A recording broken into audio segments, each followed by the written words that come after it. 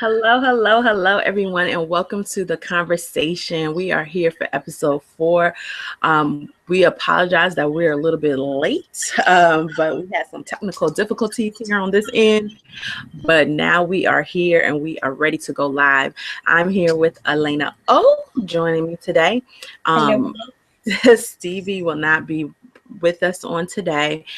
So we're definitely sending all of our love in her direction for today. And M.E. Porter, we're not sure if she's going to actually be able to join us or not. She might pop in a little bit later, but either way it goes, me and Alaina will hold down the conversation for today. And so, exactly what is that conversation? So, the conversation for today is to talk about how do you show up. And so, really to kind of showcase a little bit about what I do actually in my business as a coach and a visual brand strategist. And so, it's really about answering that question. How do you show up? And are you showing up in the way that you really want to show up, whether it's in life or in business? And so the topic actually came up. I was part of Emmy Porter's um, Spring to Life conference, virtual conference that just took place in April. And that was the topic that I talked about. How you show up matters. And so just really want to start having this conversation around the importance of how you show up. And so, for me, of course, not just because of what I do, but because of my own core belief, I think that it's very important and very necessary to make sure that you're showing up to the fullness of who you were created to be. So I can, sometimes be a little bit biased in this regard. In this regard, I mean, because it's what I do. It's kind of, my passion and my life's purpose is to make sure that women are empowered and young girls are empowered to show up fully in all that God created them to be. And so, but the way I kind of wanted to get this conversation going so that it's not just me talking, because what kind of conversation is that?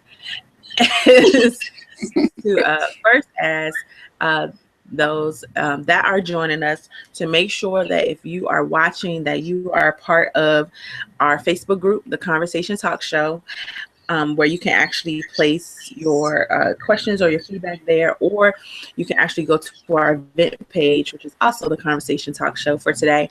And I will be definitely checking out Facebook to see if anyone is communicating to us there, so that we can bring you into the conversation as well. But one of the things, the first thing I wanted to talk about really is about how do you get to a place of ensuring that you are showing up in the way that you were meant to. So, because I don't know about you, Alaina, but I know for me that I have not always shown up. That it has been a journey for me. It has been, and sometimes a struggle, to do so.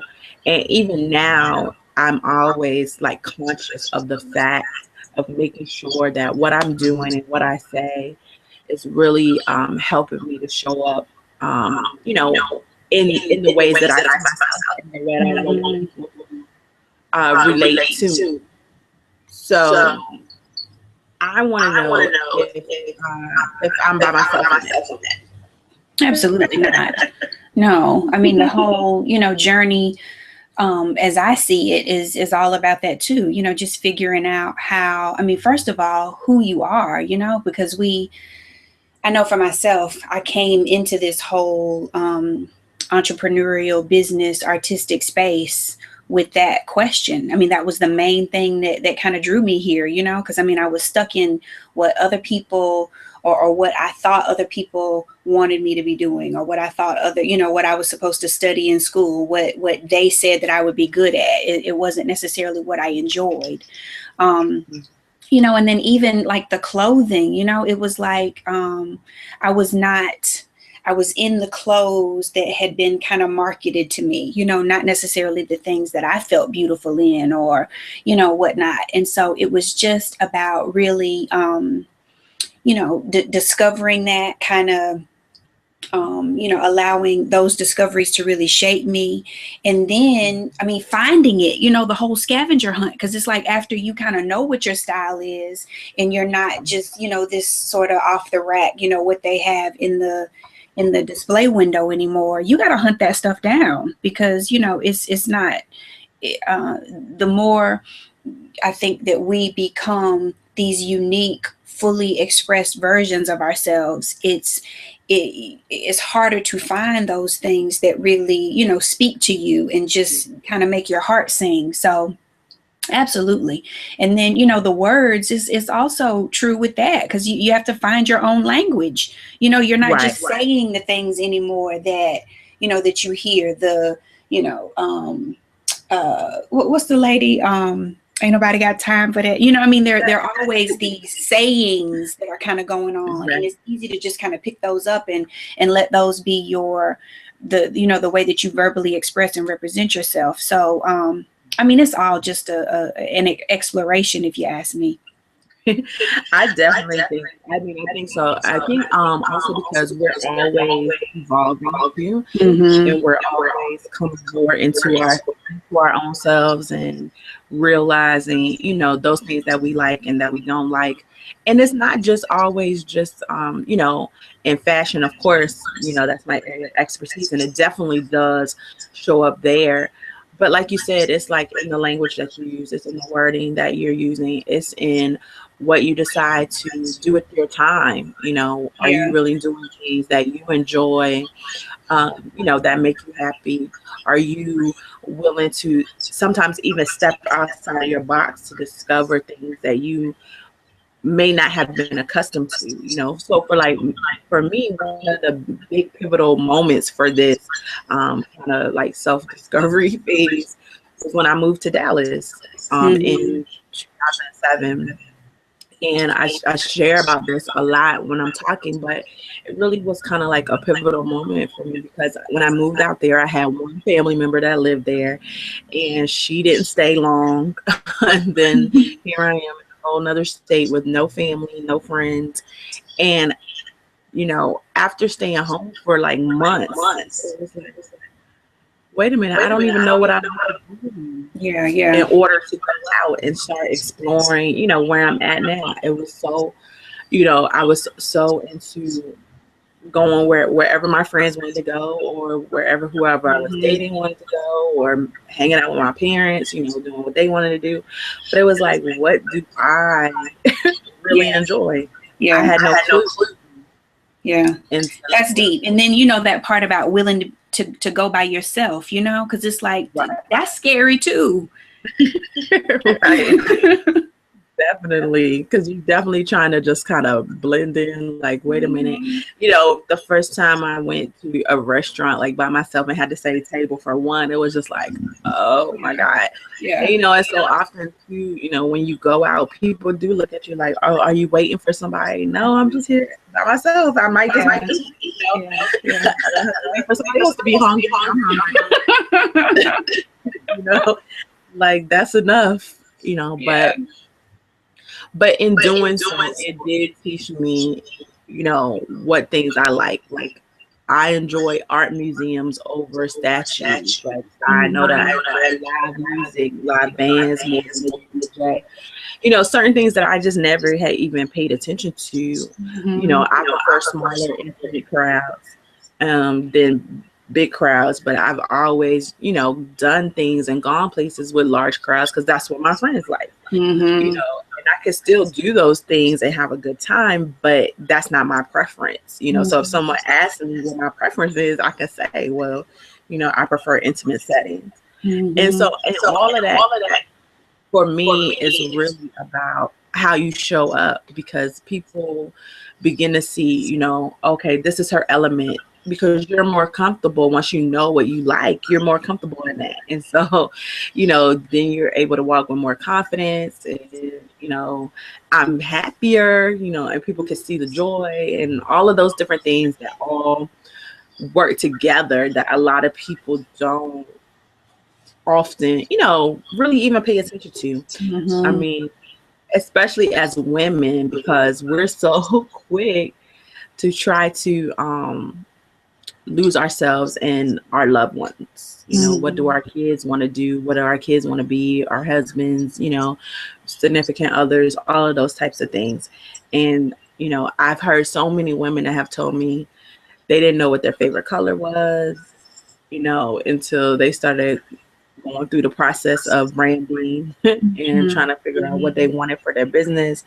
I had a good friend just recently tell me, you know, that she just really kind of learned what her favorite flower was. Yeah, yeah. She never knew because she just got whatever, you know, what guys would send her. And it's usually the same thing. You know, they usually pick roses and that's it. It wasn't. And so, you know, her recent relationship where he actually started sending her various things that she was like, oh, okay, I like this. You know, just having that exposure to things too, I think is very key. That's good. That exposure word really just sticks out to me because it's like what you have never experienced, you don't know. You have no idea. You know, you may think that you don't like sushi. You may think, you know, that you don't like Ethiopian food. You may think that, you know, you don't like I don't know, long road trips, you know, or whatever. But I mean, really, until you kind of start to organize yourself around the exploration of those type things, then you're not going to know what your preferences are. And that's really a part of knowing yourself. And, you know, I mean, that's just everything. What do I like? What do I enjoy doing? What do I desire? And I mean, that's the, you know, question that is so prevalent in my coaching. It's like, what is your burning heart's desire? And so often, you know, we cannot articulate that. We just, you know, we can't, we don't know the road, and we don't even really realize so often that it's okay, you know, that God created us to want. He created us to desire, you know, for us to really show up how we were created by him to show up. It means knowing yourself. It means giving yourself permission, you know, to explore and to voice your preferences, you know, giving yourself permission to, I mean, really not feel like you're being selfish, you know, or you're taking something from somebody else to, you know, have a desire that's all yours, because we can't show up for other people until we learn and really give ourselves permission to show up for ourselves. There's no air there to share, you know? Right. That's very, I mean, it's very true. And so we have Tanya Franklin who is tuning in. I love her. She's always watching with us. Hey, Tanya. And she just shared right now saying that I understand the blending in issue, but for some reason, I've always had an issue about being alone. I have always been alone, even when I'm around other people. It's not always been by choice, but I have to find myself even unconsciously with others. I've shaped my element over the years, and I agree with Famira that taking control makes you much happier. And so that's what happens so often, you know, is that people, you know, are in crowds and still feel like they're by themselves and that they're alone and no one else is really there. And but when we do that, a lot of times that means that we're not allowing our light to shine to the fullest, you know, brightness of what it's designed to do, you know. And so even for what I do from a branding standpoint, I mean, it goes so with the coaching that you do want to Alaina, like you said, until they know what that burning desire is and what message they're really trying to get across to their potential clients and to their target market. There's no way you can come in and try to, you know, put colors together or put visual concept when you don't know what you want. So then you don't even know what experience you want your clients to have when they want it. You know, and so I think a lot of people don't really realize how that goes together. And you know, and how you can't really have one without and not have authentic. Yeah. You know, people can dress it up. That fear of being alone, you know, kind of to what Tanya's saying. It's like I mean, I think that that's just one of the biggest hurdles that we often as women, really have to face, because it's like we're groomed, to kind of, be in the house close to mama. And if there is a dad, being a father present, being close to him. And then, you leave there, you go to school, you're close to your friends, you leave there, and you quote unquote, you're supposed to get married. This is the timeline, then you start having babies and, all this stuff. And so it's like, for me, that timeline just wasn't really panning out, the way that it was designed to pan out. And so I realized that I was, stuck in some friendships. I was stuck in some intimate relationships that I was afraid to leave, because it's like, okay, I'm not happy in this. This is not fulfilling in this. This is not really, satisfying even the things that I like to talk about, the things that I like to do. But if I leave this, then who will I be? I'll be by myself. So, it's back to that, just being willing to face that fear, because, we can't keep compromising who we are for just for the sake of having another warm body, a girlfriend, a boyfriend, a husband, or whoever there, so that we won't have to really just face that loneliness, because in that lonely space, that is where we start to really, develop our preferences and, kind of execute those decisions. We start making decisions for ourselves instead of, just kind of following the crowd. So, and baby steps count. It can be little bitty things, I mean, going to the consciously, because I mean, we'll go to the grocery store by ourselves, but when we consciously kind of, choose to go to a different grocery store, maybe the Trader Joe's, that you've never been to, or the, Whole Foods that you've never been to, or just that, just step in, put your feet on foreign, soil. And, kind of just be in that space and just see, how you like it. And then the more that you do that, then, you can make it bigger. You can open up to, include different and new experiences and stuff. And, that's one of the things that I'm just a huge proponent of. And I call it self-dating, self-dating and personal outings. It's just pick a place and, just minister to yourself until you can get yourself there, because I mean, it's been plenty of times, just personally, I have, talked myself into it. Okay, I'm gonna go. I get there and I see all the people walking in hand, you gotta put the car in reverse and leave, and so it's, go back, just be willing to just explore. I mean, just explore it. And don't be afraid, because there's something in that, God is trying to show you about yourself. And there's also something in it that he's trying to show you about him, because he tells us over and over, to fear not, that wherever your foot falls, I'm going to give it to you. And so, don't let the enemy kind of intimidate you out of exploring those spaces and stuff that, you feel like you're being pulled into. Right. And I think that too often when we do those things, we don't really look at the big picture. And what I mean by that is really about those persons that we have yet to meet that are ultimately affected because we don't show up the way we're supposed to. So when you compromise for the sake of someone else, or you dim your light because you're afraid to find someone else, or you don't take the time to truly know who you are, so that you can stand in the authority of who you are, you ultimately affect those people that are destined to see your light to help lead them to the path that they're supposed to be on. And a lot of times we don't look at it from the picture. It's more about me and I don't want to be uncomfortable, and I want to stay over here.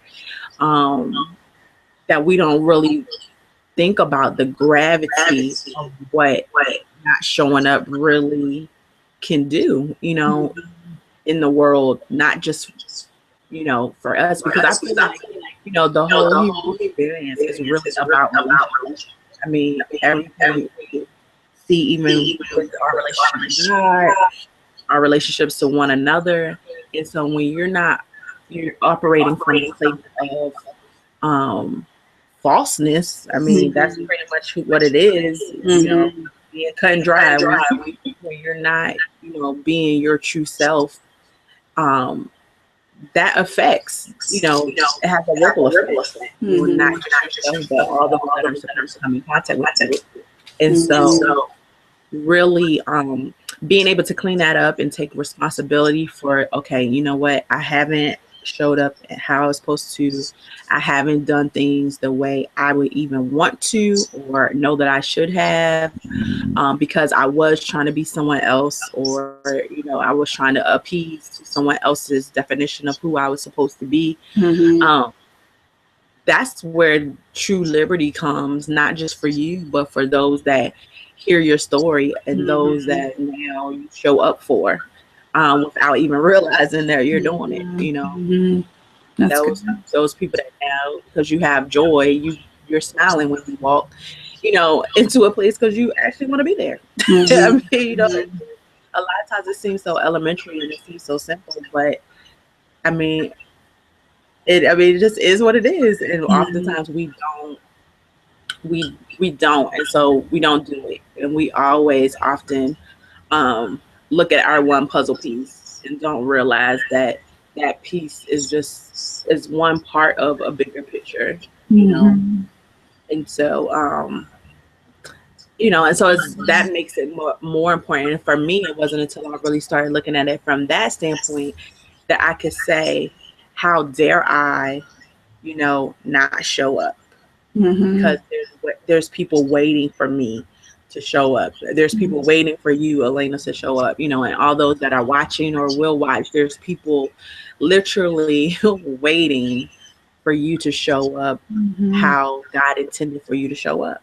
And so, and that's the reality, you know, and a lot of times we don't want to think about it, because then with that comes responsibility.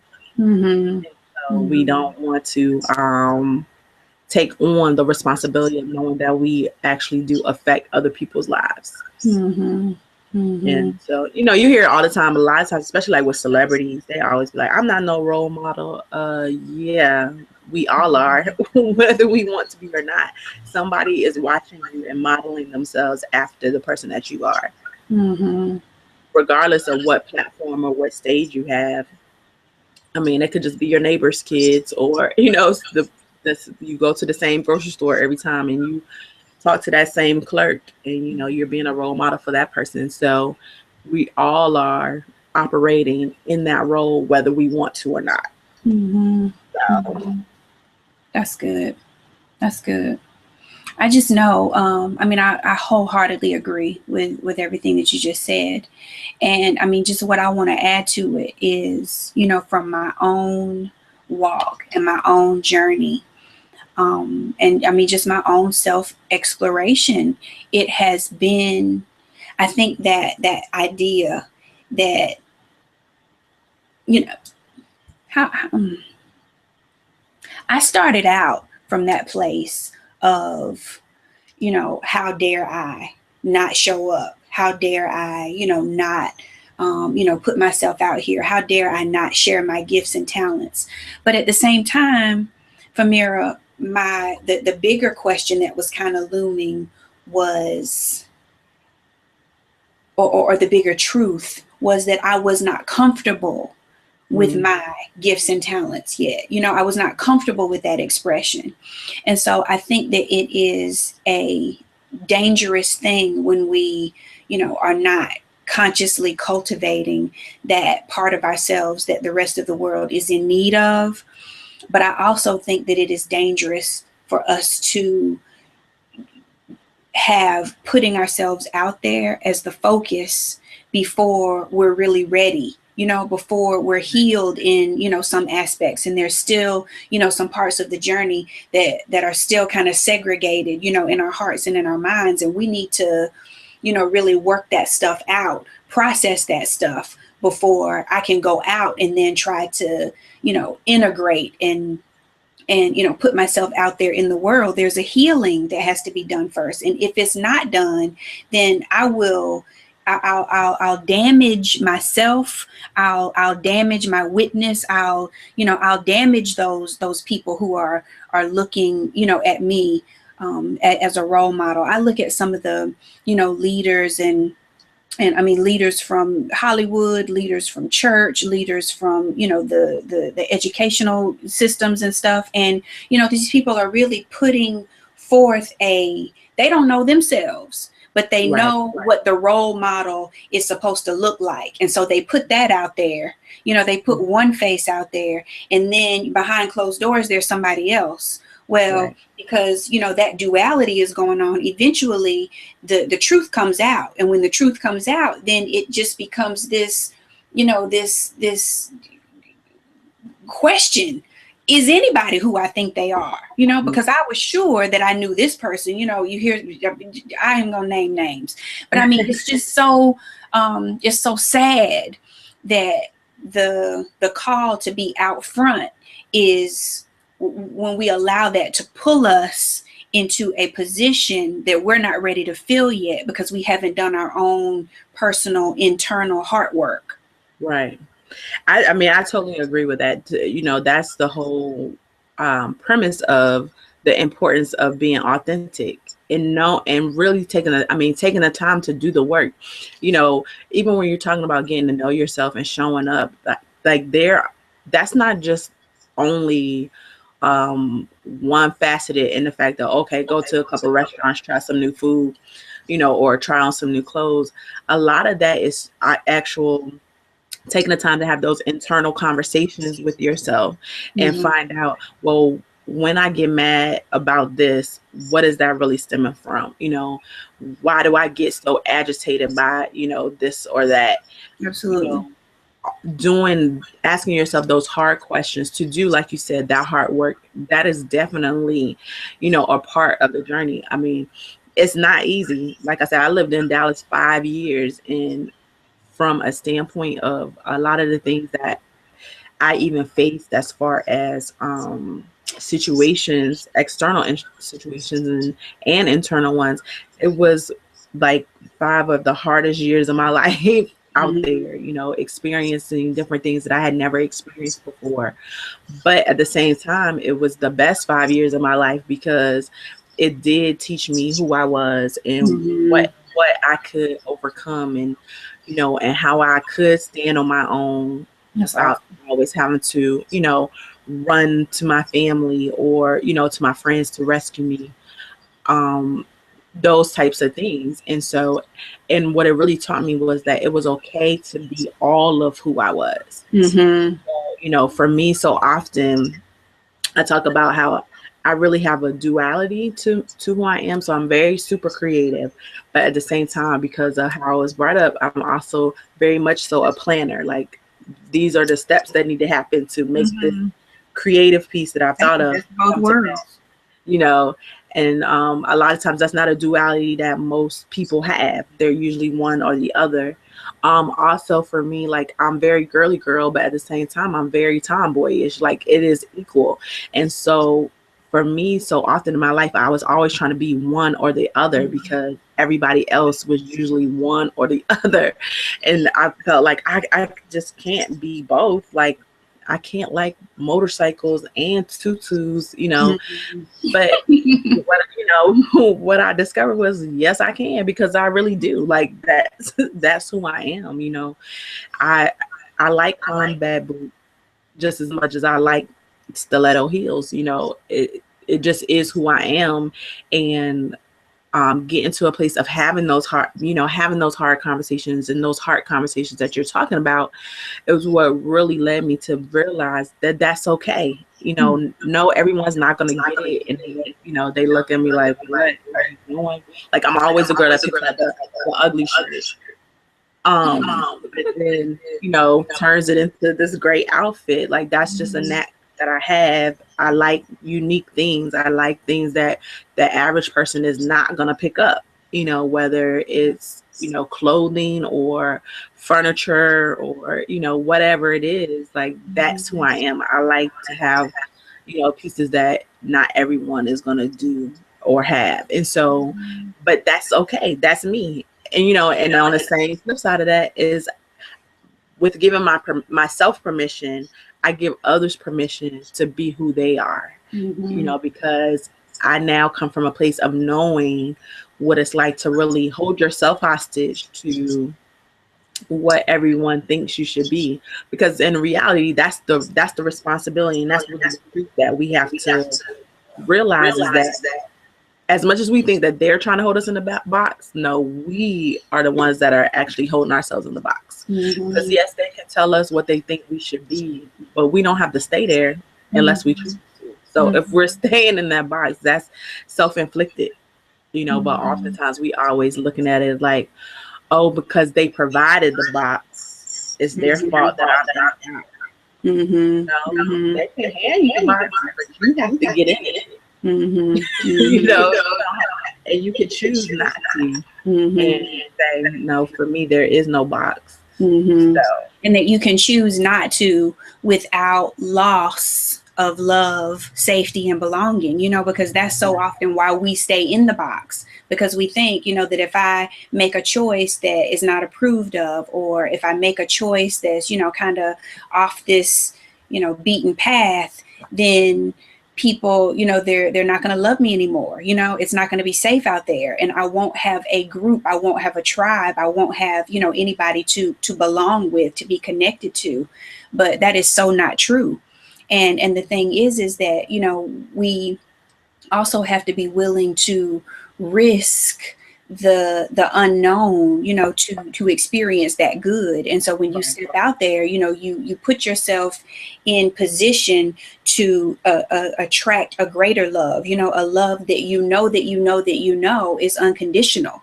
Because as long as, I stay in this box and I perform, and, I let the marionettes kind of move me around the way that, even though I am, quote unquote, receiving their love, attention, connection, company, and all this stuff, I'm still kind of in a way doubting it, because I think that the only reason that you're loving me is because I'm doing this. But then if I, start to do things that express me authentically, and you continue to love me, you continue, to be my friend and be in relationship with me, then, I've actually given the relationship the ground that it needed to grow into, what it really is. And if I lose it, then I lose this. But I'm not going to lose love completely, because there's something, there's someone, there's a tribe, there's a family of people out there for, us to get connected to as we journey authentically.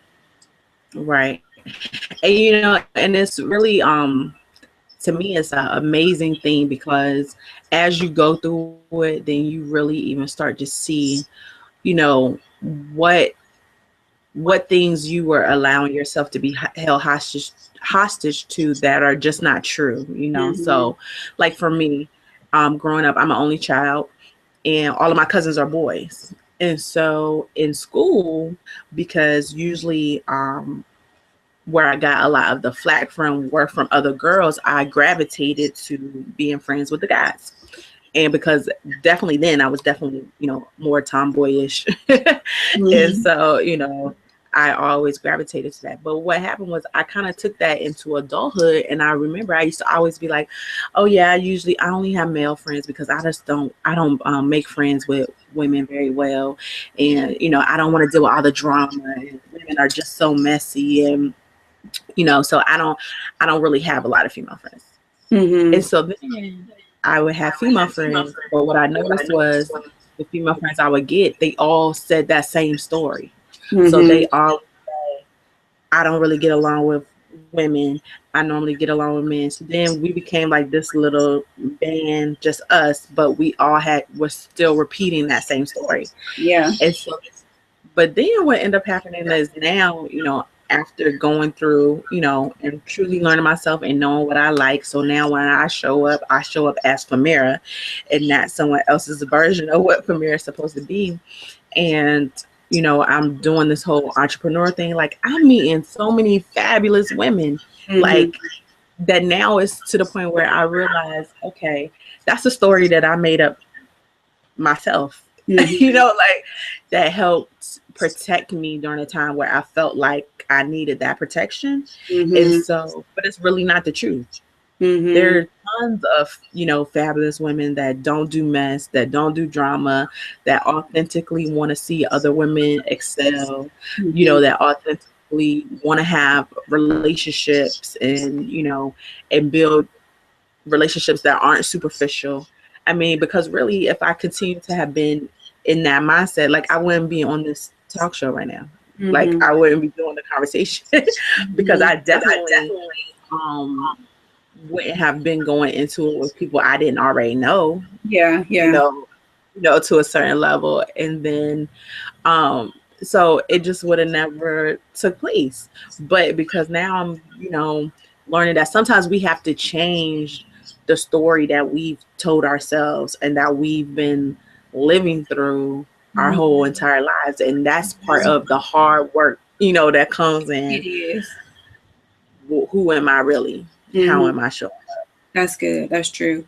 And I mean, the thing that stands out to me the most out of what you said is the first part of what you said, that you saw yourself in the story. And that's the biggest hurdle, to really do that action, to make that move of stepping back, and Mhm. really just looking at our own lives and, saying, okay, I need to I need to rethink this. I have to consider my ways. Haggai, one of the smallest books in the Bible, like 5 or 6 times in there, God says through that prophet, consider your ways, consider your ways, consider your ways. And I mean, that's really what we have to do, because it is so easy to get stuck in the belief, to get stuck in the story, and to not even take the time, to really step out and and see what the consequences, what the cause and effects of, that story that we've been telling ourselves is. And the other truth is that there was probably a season where that story that you were telling yourself was true, but Right. then, I mean, people evolve. And as people evolve, we're not the only ones who evolve. Everybody is evolving. And it's just time for a graduation. I mean, we can't stay uh be 40 years old in third grade. We can't. And Right. a lot of us are. And so it really takes that action of, stepping outside of the story, looking back on it, and just seeing what the cause and effects are. And if you don't like the effects, then you do have to change the cause. And so, I just celebrate you for doing that and sharing that. Right. And so Tanya shares that right now what she's facing is that she said, I think I am out of the box, and I feel that people don't understand that or can connect with how I show up. And so I mean, it is oftentimes what happens is when you do make the transition and and you begin to realize, things about yourself, and you're honest with yourself about who you are and what you want. Oftentimes the people that you're around, they don't get it because they're used to you being who you were. And so Mm-hmm.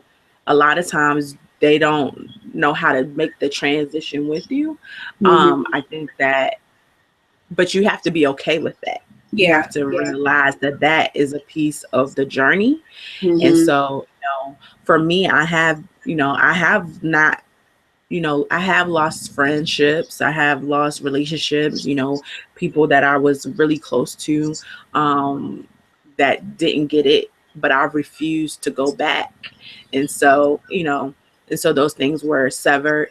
Um, and a lot of times, even with that, they decided, because when you begin to make that separation too, people will try to bring up everything that you've ever done in Mm-hmm. your life, and and then want you to stand judgment for it Yeah. now. And like, Yeah. well, you weren't mad about it 18 years ago when it happened. Why are you bringing it up now? But a lot of times it's because you are making that transition and people see it, and now they're uncomfortable because you're not fitting into this nice box with the bow that they were used to having you in. Mm-hmm. But you have to be okay with it, and you have to say that, where I'm at now is worth what I have to go through to achieve it. And Mm-hmm.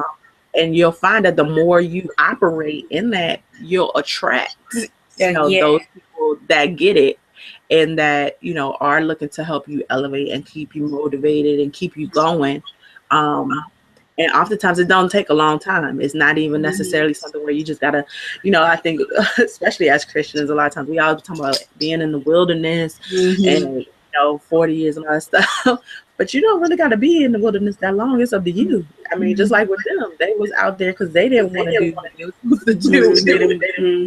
So you're in the wilderness as long as you want to be. You don't have to stay there. And so so I just encourage you, Tanya, to continue your journey and to be okay with the fact that people won't get it, and they'll start telling you, "Oh, you've changed," and your response is, "Yes, I have." I mean, we're all supposed to be changing. Who is trying to stay the same? Like, like, no, you want to be changing. You want to be evolving a better version of who you are. So it comes with the territory. And then, realizing too, Tanya, that in the meantime of, realizing that that it's graduation time for you and that you want to, leave that status quo. In between that space and this space over here where you are connected, you have attracted and you're in relationship and connection to this new tribe that is absolutely 100% out there. They're not ghosts, they're real. You will find them. In between this and this, that is that space of, facing that fear of being alone. And so, God is just calling you out, and he's calling you out to call you up. And in between out and up is that alone space. And, that analogy for fear, that is false evidence appearing real. So don't go back and, just minister to yourself when those feelings, those fearful feelings do come up. That God has not given you the spirit of fear. Power, love, and a sound mind is what he has given you. And that your people in this promised land where you're headed, where you are, they are going to be just as excited to be connected with you as you are with them. So just keep going, keep going, keep going. Definitely so. And you'll be surprised, like, even how it happens. I know for me, like, I have a couple of friends that were actually kind of going through the same thing that I was going with, discovering themselves, that I didn't realize they were, that I would talk to almost every day, but we just would never have that conversation. And when one day I finally opened up about, how I was feeling and different things like that. And one of my very best friends, she was like, "That's exactly how I've been feeling." Wow. And so then we realized that, okay, we both are kind of going through this thing together and not even realizing it, because so often we try to keep stuff to ourselves because we don't want people to look at us like we're crazy. The likelihood that other people that are possibly doing the same thing is very high. And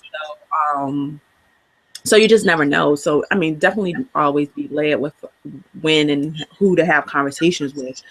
But sometimes it's just being able to even be vulnerable in a place of being able to be transparent about what you're going through and where you are currently in your transitioning. You'll be surprised who may be right on that same path with you, but you couldn't see them because of the fog, but they standing right next to you. And how he'll bring people that you haven't talked to in years, back into your life. You'll run into them in the store, or you'll be out at the gas pump and be like, "I ain't seen you in 9 years," and and they be a part of that tribe, that Alaina is talking about, that you would have never even thought, because that's happened to me too. Where it's just like, I would have never thought that now me and you would be as close as we are. And I've known you my whole life, but I hadn't seen you in this span of time, but it all comes back around. And so just being willing to take the journey, you'll be, there are surprises along the way too. Like, it's not all just, oh my God, I'm by myself. And, so don't allow the fear to rob you of the jewels that are there along the way as well. That's good. Oftentimes we're focused on the destination that we forget to enjoy the journey. You know, Mm-hmm. the journey can be joyful too. Mm-hmm.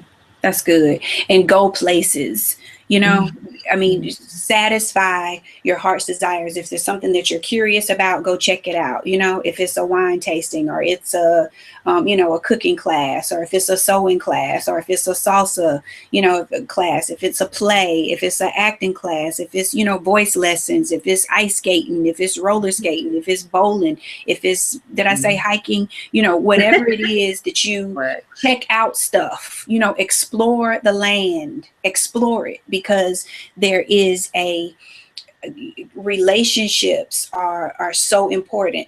But what I believe is the most important relationship is the one that we have with God, and the one that we have with ourselves. And so be willing to explore yourself Right. through, you know, those desires and those things, you know, curiosities, things that you have interest in, and just check it out.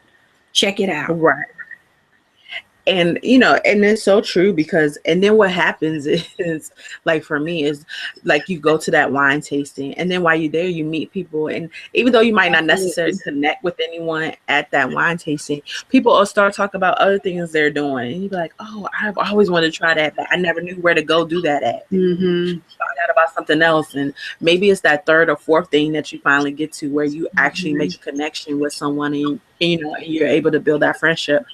So Mm-hmm. don't get discouraged that just because it's not gonna be like you're gonna go to one wine tasting and now you got a whole tribe, you know. So you know, sometimes Mm-hmm. it can happen And like you know, that, but also sometimes you'll see different parts of yourself as you connect and communicate, you know, with different people. And so over here, you know, you may, this this conversation may come up, you know, or over here, you know, this kind of, you know, thing that makes you laugh, you know, you may even laugh a different way over there. And it doesn't mean that, you know, you're faking, or that you're, you know, just this different person, you know, showing up different in all these. There are so many facets. A woman's heart, a woman's beingness is like a diamond. You know, there are so many different facets to it.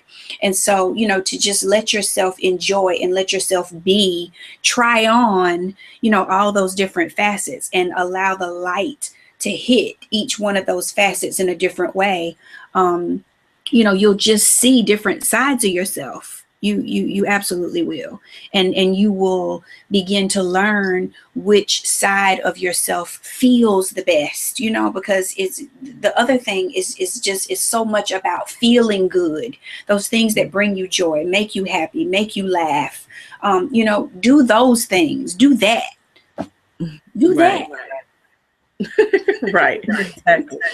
And I can't believe it, but we only have 5 more minutes left. I'm like, I feel like we just got started with this topic. But in the last 5 minutes, what I just want to do is really just ask you, Alaina, and I'm gonna share to you, you know, what would be, you know, maybe your one or two top things that you would tell to the women that are watching that they can begin to do today in order to ensure that they are showing up the way that God created them to show up. Get to know yourself. Just get to know yourself, and use, you know, try it on. You know, it's just back to that. Try it on, try it out.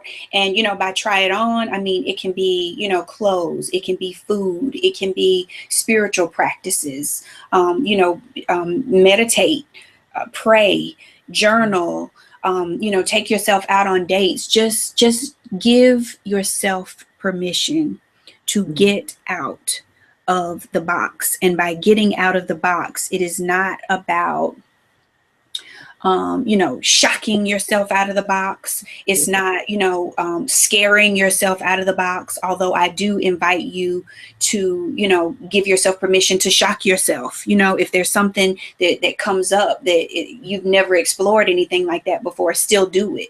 You know, don't scare yourself out of the box. But if there's something that you are afraid to do, that is the very thing that you need to find a way to give yourself permission to do, because on the other side of that fear, like Famira was saying, there is illumination, there is a whole aspect and facet of yourself that God wants to use to bring you out, to bring you up, to bring you through, to bring you into your own beauty and your own light and your own fulfillment. And so just you deserve it. You deserve it. You don't have to apologize for it. You don't have to explain it.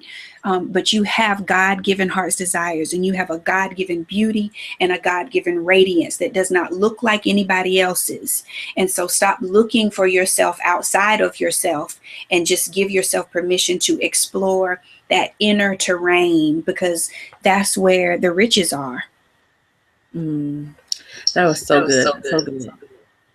One of the things that I would share is to also really look at those things that agitate you. Like, look at those things that just bother you the most, and really begin to ask yourself honestly, why does it bother you? Mm-hmm. Because a lot of times, even in that, we're able to discover so much about who we are. And it can go either direction. So, like, for example, for me, one of the ways that I found out that I really had a desire to be in the realm of fashion was that one of my biggest pet peeves that people would do is they would wear pants with belt loops with no belt.